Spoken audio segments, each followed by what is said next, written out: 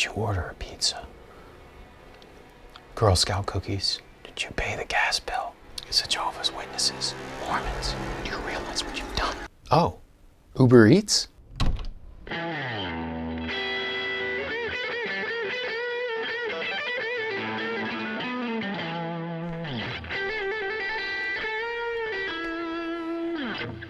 Hey film friends, I'm Nick Furman. This is Furman on Film. Welcome to the channel. In today's video, we'll be doing something a little bit different. Instead of a full review, we're going to have a deep dive and spoiler conversation about one of the early hits from 2023, M. Night Shyamalan's Knock at the Cabin.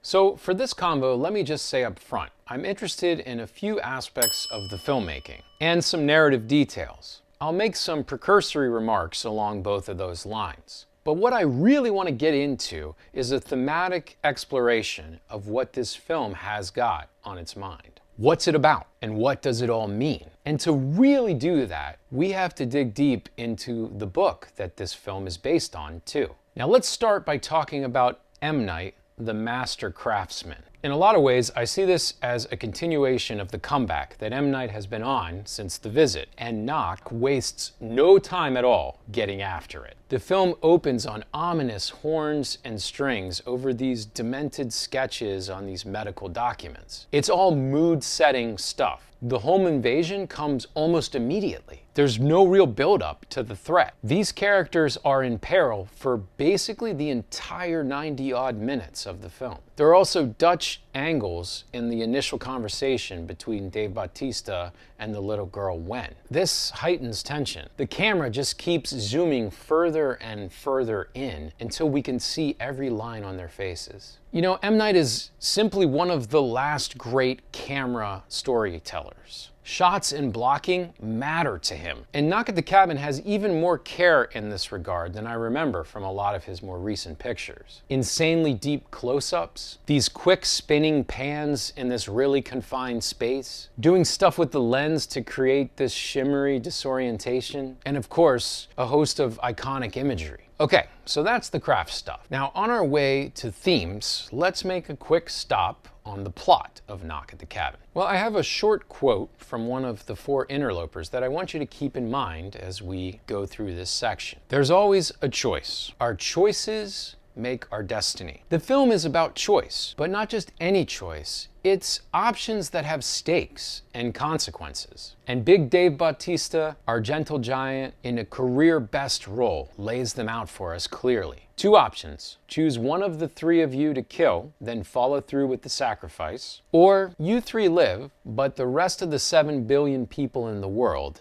die. How, you might ask? Oh, don't you worry. Old Lenny tells all. Floods in cities, fevers and diseases breaking out all over the world, skies falling, scorched earth. These 4 strangers foresee an upcoming apocalypse in which all of these things will occur, and at last unending darkness will descend on the earth. All right, now let's get going after these themes. The initial central question that Knock at the Cabin poses is this real or not? As I said, tons of apocalyptic vision material here, the end of the world. And I almost immediately identified the 4 horsemen of the apocalypse from the biblical book of Revelation. But it's interesting because here they're not famine and death and pestilence and war. Seeing the horsemen possessing aspects of humanity is a subtle but effective turn. And so the refrain begins, are you willing to make a sacrifice? And when the answer is an emphatic no at first, and then less and less so, the 3 are told a part of humanity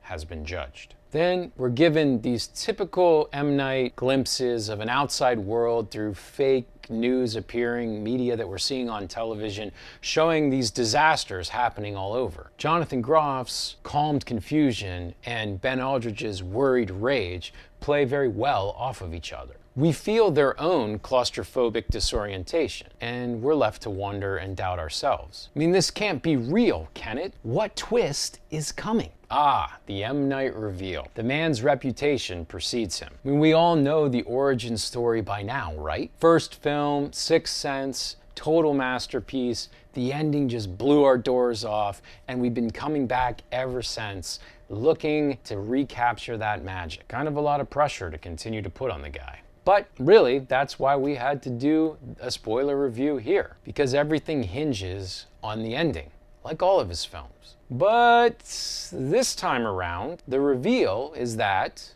there is no real reveal. In the waning moments of the film, we learn that they are 100% who they said they were. And now we're left to piece it all together. So, here goes nothing. There are so many possible themes at play here. Prejudice, faith and belief, the danger of conspiracy theories, message boards, online groupthink. Oh yeah, QAnon gets its time in the sun. Nock even asks questions about the notion of strangers versus neighbors. Can we behave altruistically and sacrifice for those we don't even know? Or should we fear all outsiders, even those who appear to be appealing to friendship and our shared humanity? But the biggest framing seems to center around a very common one in this director's works. This makes Knock at the Cabin a kind of spiritual sequel to Signs. It's a story about belief, about opting for faith over fear or trepidation. M. Night is always interested in the dialectic between the logical world, what's present to our five senses, and the cosmic ideas of God or aliens or other supreme or higher powers. I want to say more about this, but I feel like in order to really parse it, we need to get into the book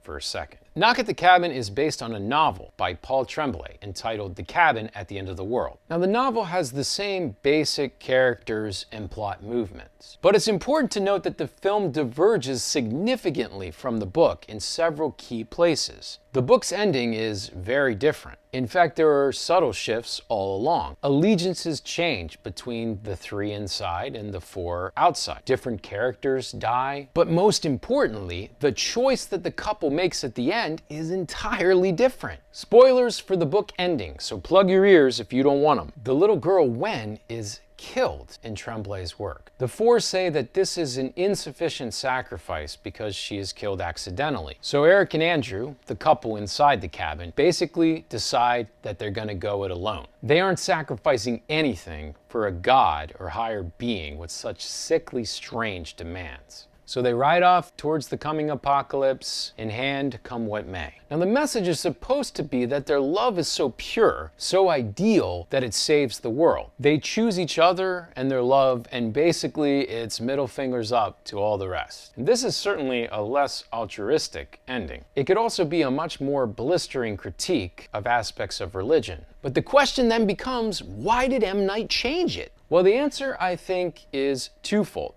I found one in something that the director himself said, and another in my own analysis of all of his movies. In a podcast interview, I heard the man say himself, I felt that the story should not go left where it went left in the book. He went on to say that the two characters have to make a choice. They can't do nothing. In the director's eyes, Tremblay's finale was a non-decision. But if you look deeper, that's not really true. The choice that Eric and Andrew make is to reject not what they're witnessing in the world, but any kind of being which would demand such grotesque sacrifices to stave off the end. That is a choice. In fact, it's a pretty confident and bold one. And hidden in the story is richer commentary about the prejudice that these two have suffered. It seems to suggest that because this homosexual couple has adopted a child, there is some penance that they need to pay to make the world right again. Anyway, I've spent enough time spamming your airways about the book. So,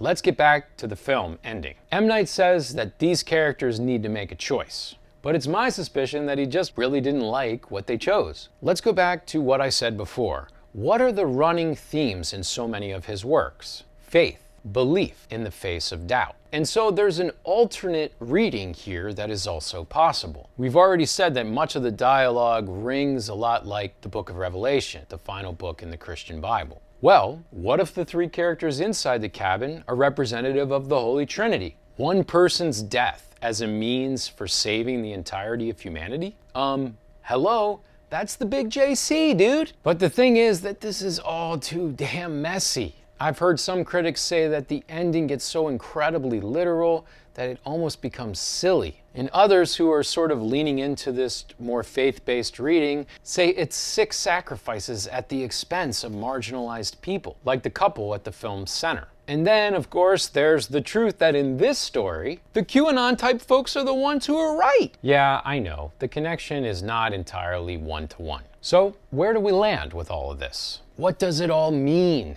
The truth is, I don't totally know. There's a part of me that thinks M. Night just loves f***ing with his audience. Regardless, this muddled collection of ideas are why I think the finale this time around ultimately fails. Nor do I understand the actual mechanics of how one death from this family would save everyone else. But in conclusion, I do know a few things. I know M. Night is once again on top of his visual filmmaking chops. I know this baby was humming along for the first 75 minutes, posing interesting questions and keeping us on the edge of our seats. M. Night ran out of the gate shouting that he was the next Hitchcock. And there's been some stumbles and bruises along the way. Looking at you, The Happening, The Last Airbender, After, we got it. But by the end of this one, I can say that once again, he's the master of suspense. And if nothing else, valuing children and those with hearts big enough to adopt them are all themes that I could spend far more than 90 minutes chewing on.